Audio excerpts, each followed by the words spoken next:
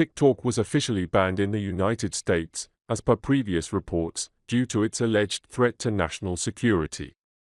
Indeed, by the evening of January 19, local time, the Chinese social network was no longer accessible in the United States, as scheduled. However, it is worth noting that just 4 hours later, TikTok US announced that it was in the process of restoring service. TikTok began its return on Sunday afternoon, with access to its original content restored via web browsers. Later in the day, the app gradually became available to some users, greeting them with a welcome back message, thanking them for their patience and support. Larry. Thanks to the efforts of President Trump, TikTok is back in the United States. You can continue to create, share, and discover all the things you love on TikTok.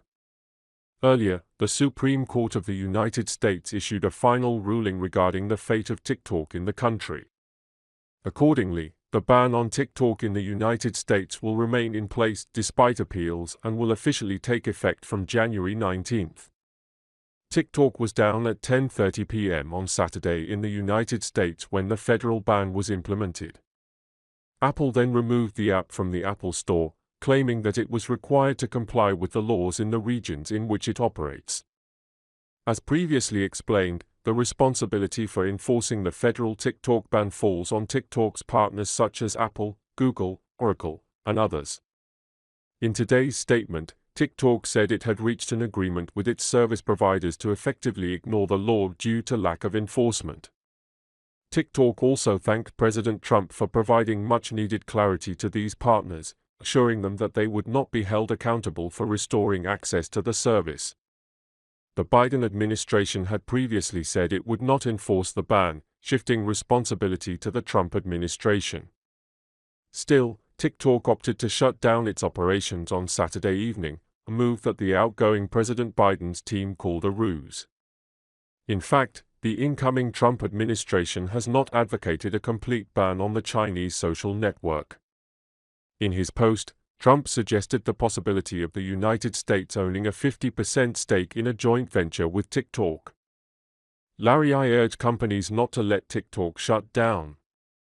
I will be issuing an executive order on Monday to extend the time before the law takes effect to find a deal that protects our national security.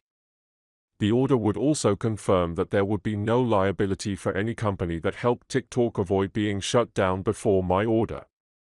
I want the United States to own a 50% stake in a joint venture to save TikTok, keep the app in trustworthy hands, and keep it running. Apple and Google are not involved in the deal. This means TikTok will not be returning to the App Store or Play Store today. By law, the president can delay the TikTok ban for 90 days, but only if there is evidence of significant progress in selling the app.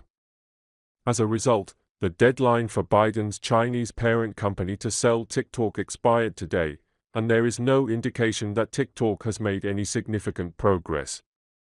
Meanwhile, TikTok CEO Suzy Chu is scheduled to attend Trump's inauguration on Monday. Previously, Mr. Su had to attend a hearing before the U.S. Society on the accusation that TikTok illegally transferred data to China, threatening the national security of the United States. This is even more worrying than the fact that the freedom of speech of more than 170 million users in the U.S. is said to be restricted. In his first appearance before the U.S. Congress, CEO Chu was fiercely questioned by lawmakers. He affirmed that the operation of this application is no different from the social media giants in the country of uprising. One of the biggest concerns of U.S. officials is TikTok's data management, which is suspected of stealing user information. When asked about TikTok's data collection activities, Mr. Chu emphasized that the data TikTok collects is often the same data that many other companies in this region collect. I am committed to being very transparent with users about the data collected.